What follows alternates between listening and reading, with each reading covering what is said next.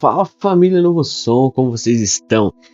Gente, tá bem complexo as coisas aqui. Até os podcasts estão querendo dar pau, mas nós somos mais que vencedores, amém? Como eu sou feliz em podermos estar mais uma vez nos reunindo de forma online, cada um no seu horário, mas aprendendo mais de Deus juntos.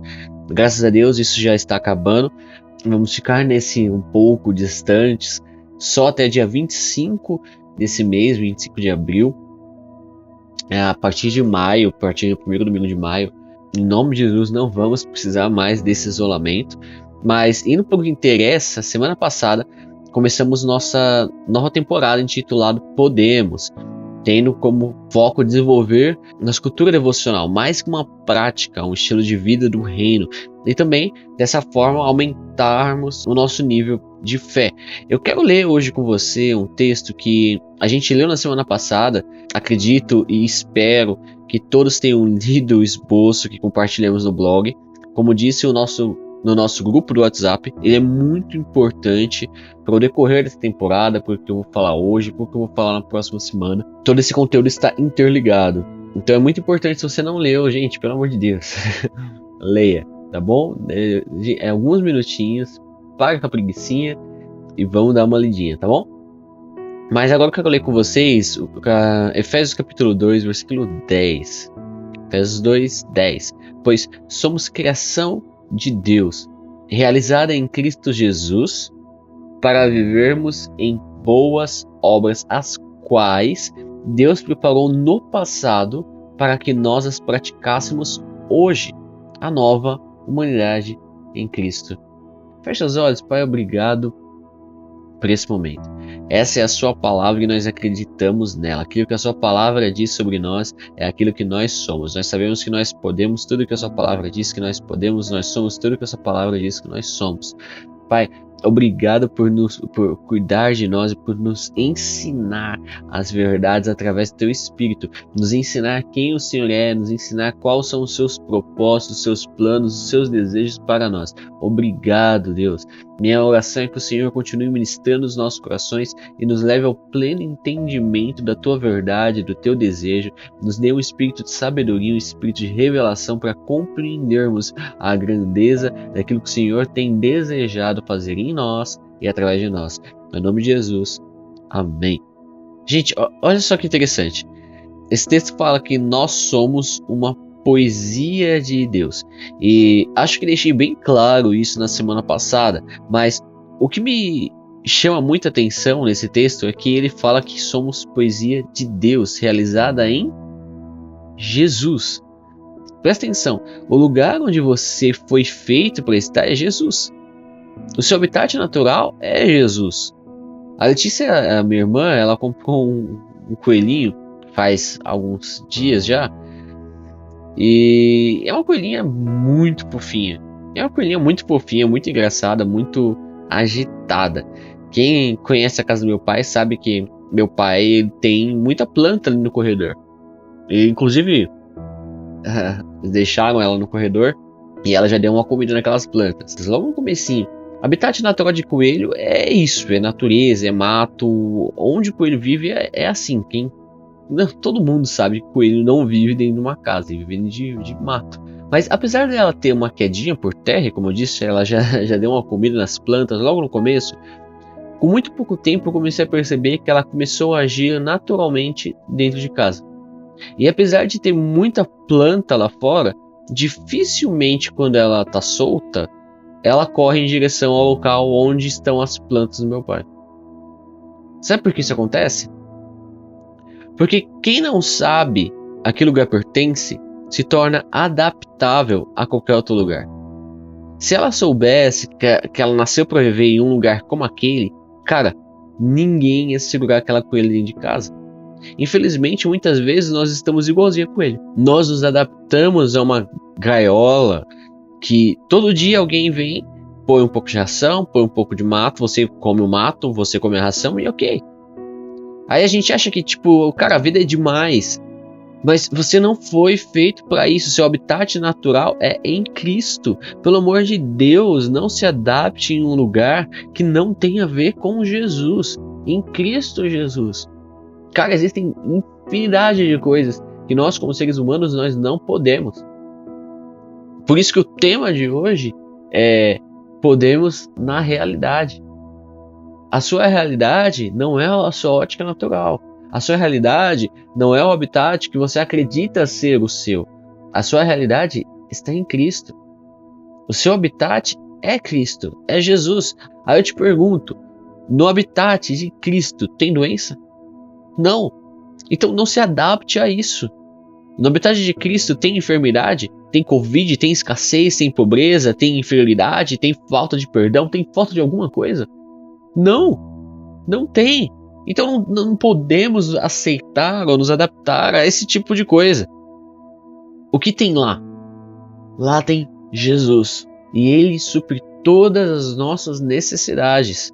Essa é a única coisa que você tem que se adaptar. Porque você não nasceu para uma coisa diferente disso. Não, você não se adapte a um lugar que você não nasceu para estar. O desejo de Deus, gente, Deus ele tá lá na torcida. Já imaginou Deus no banco, na arquibancada lá torcendo? Você vai jogar, Deus ele tá na torcida gritando seu nome, cara. Ninguém torce mais por você do que ele, ninguém. Ele tá lá assim, cara, pelo amor de Deus, aumenta o seu pensamento nos meus. Começa a pensar mais como eu, pelo amor de Deus, porque seu mundo exterior ele está limitado ao seu mundo interior. Eu quero que o seu mundo exterior ele aumente. Eu quero que as tendas se alarguem, mas eu preciso que alargue primeiro dentro de você, porque se alargar fora primeiro, isso vai te fazer mal. Deus ele tá gritando para você isso e muitas vezes nós não ouvimos. Gente, pelo amor de Deus, não seja como o coelho. Hoje você precisa fugir dessa realidade que não é a sua e que talvez você passou a vida inteira nela. Você precisa ser livre e viver no seu habitat natural que é Jesus. Mano, você precisa terminar esse podcast tirando do seu estilo de vida tudo que não existe em Cristo Jesus. Como eu disse para vocês, hoje eu quero falar um pouco sobre realidade. Dentro dessa abordagem que já começamos na semana passada, talvez uma realidade diferente da que você está acostumado, da que você conhece, da que falaram para você durante toda a sua vida. Que olha, é isso e pronto, não é diferente disso, tem que ser assim, porque é assim e já era. E a gente vai falar bastante disso, na verdade. Na próxima semana a gente também vai continuar nessa linha de pensamento. A gente já introduziu isso na semana passada. Mas hoje eu quero falar especificamente 2 pontos. O primeiro ponto que eu quero falar hoje, paradoxo da realidade.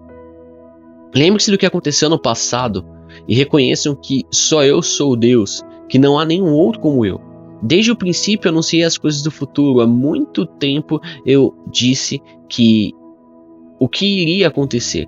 Afirmei que o meu plano seria cumprido, que eu faria tudo o que havia resolvido fazer. Gente, olha isso aqui.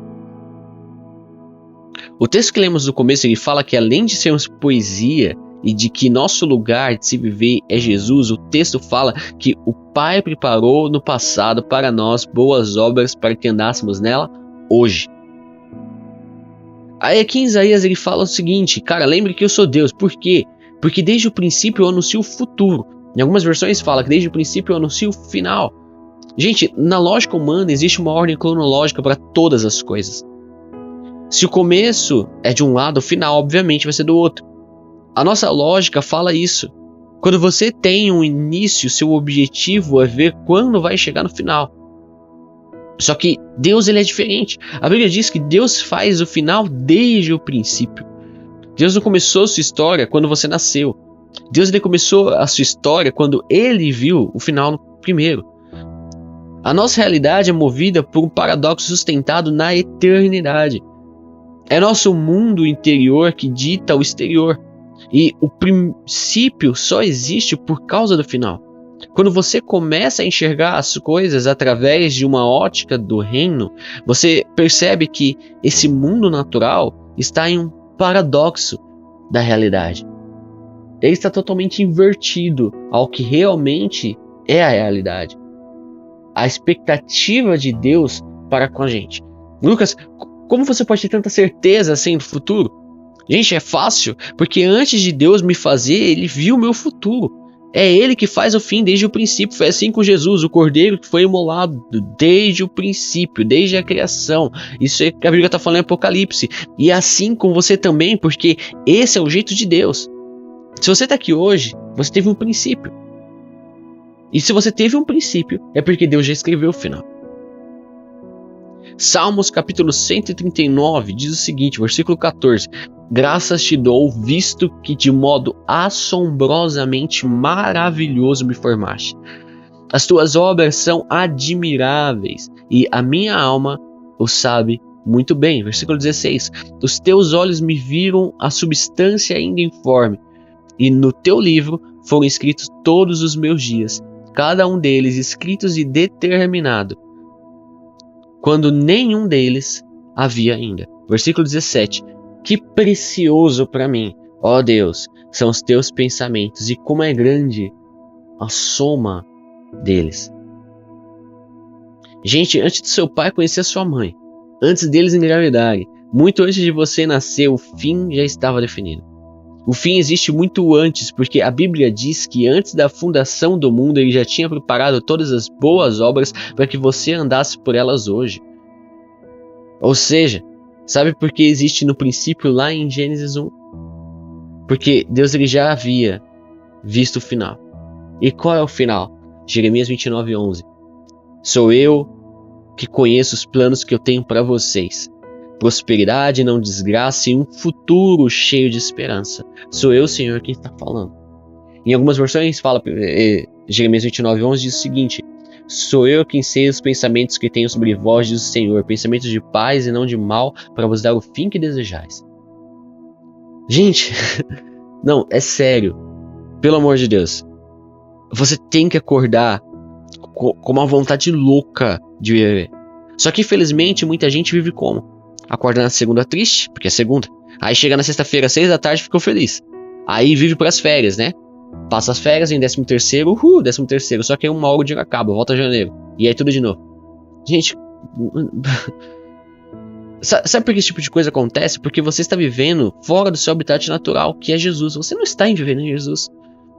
Você está vivendo dentro de uma gaiola. Novo som não é metafórico. Isso é literal, literalmente falando, foi para a liberdade que Cristo nos libertou. Mas aí Jesus vem, ele abre a porta da gaiola, você sai, e aí fica paradinho ali do lado de fora, esperando que alguém coloque sua ração e seu matinho. Parece um robô. Todo dia a mesma coisa, a mesma vida, as mesmas falas, as mesmas crenças, as mesmas escassez, a mesma mediocridade. O mesmo não vai dar certo, todo dia a mesma coisa, todo ano a mesma coisa, novo dia, novo ano, só que não. Não importa o que tempo passa, você continua exatamente do mesmo jeito, isso não é viver em Jesus. Você adaptou o seu estilo de vida a essa forma terrena de se viver e está chamando isso de conversão. Mas desculpa, não é. Nós vemos isso na semana passada e na semana retrasada em Romanos 12. Não é. Não se conforme, porque não é para isso que você foi feito. Por quê? Porque seu mundo exterior não muda enquanto primeiro a sua alma não prosperar.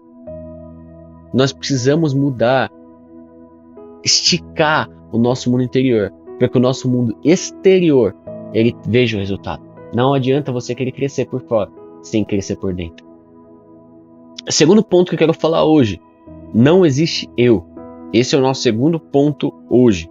É interessante que todo esse texto que nós lemos de Efésios 2:10, ele fala no plural.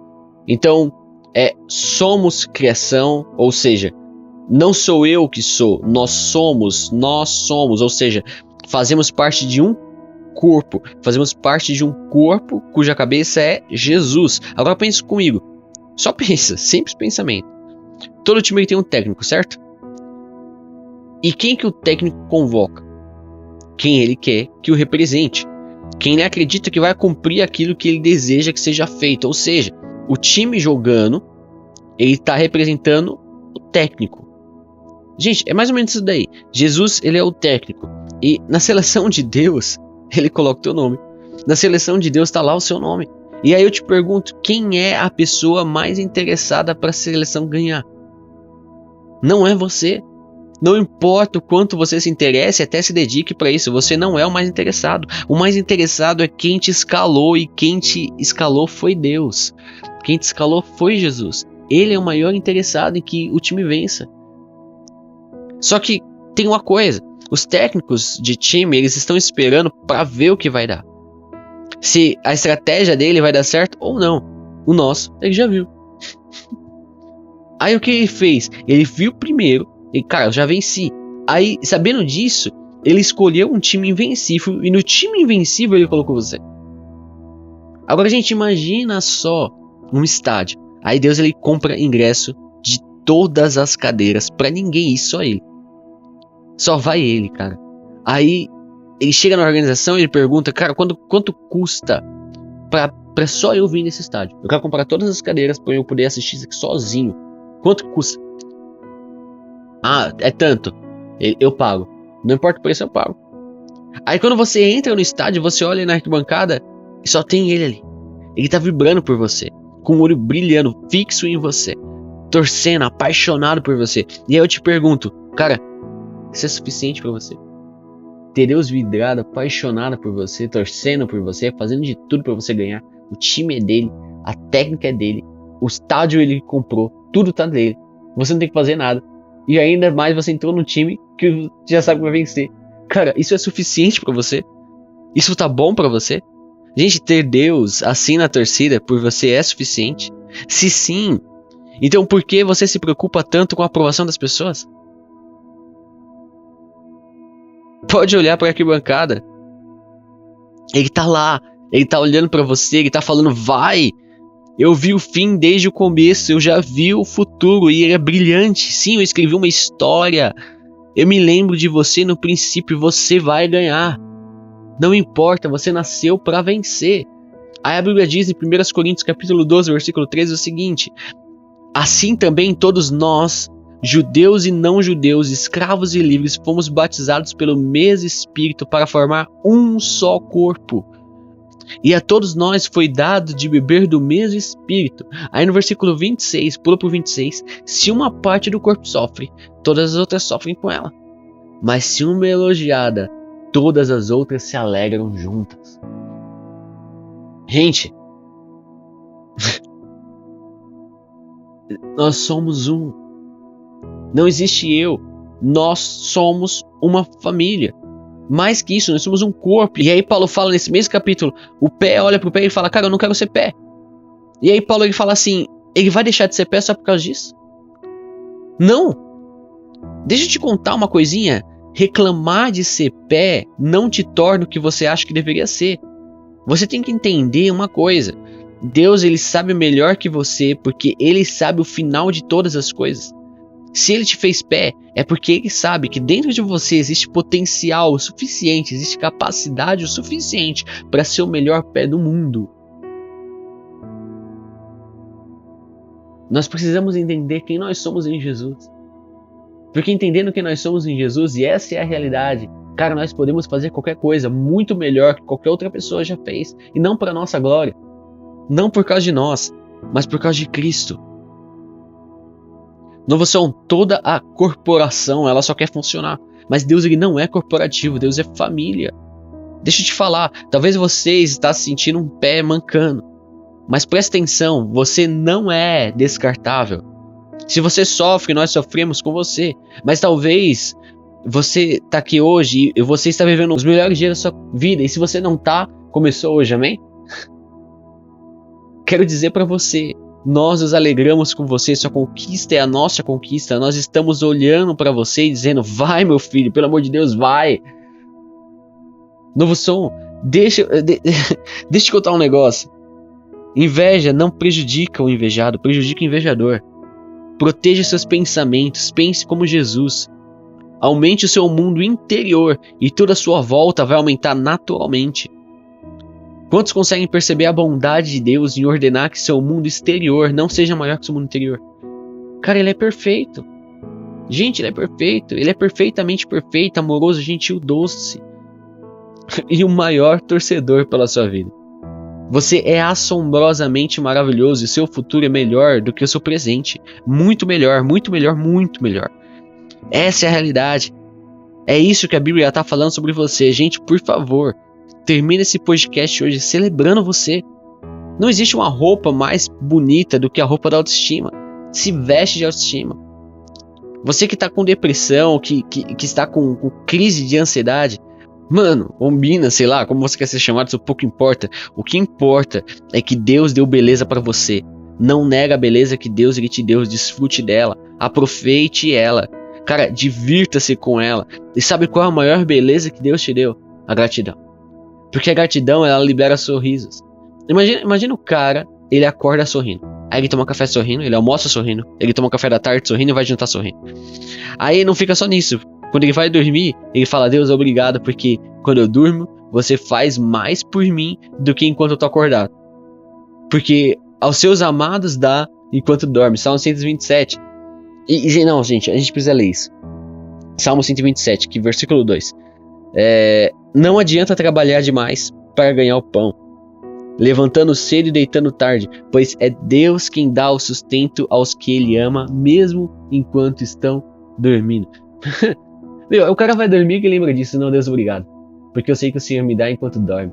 Mesmo quando eu tô dormindo, o Senhor me dá. Então, obrigado, eu vou dormir em paz. E aí ele dorme. E aí ele acorda e fala: uau! Gente, ganhei tanta coisa nessa noite que eu não posso calcular. Ele acorda sorrindo de novo.